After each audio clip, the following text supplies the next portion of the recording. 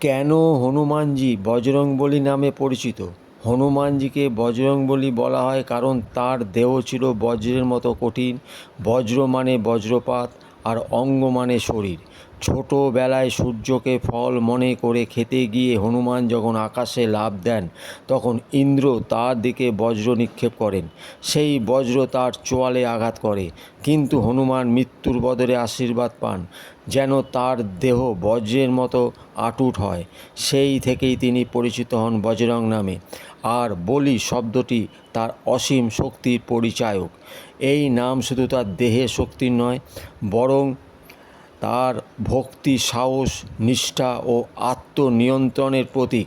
বজরংবলী এমন এক দেবতা, যিনি ভক্তের বিপদে সর্বদা রক্ষা কবচ হয়ে দাঁড়ান।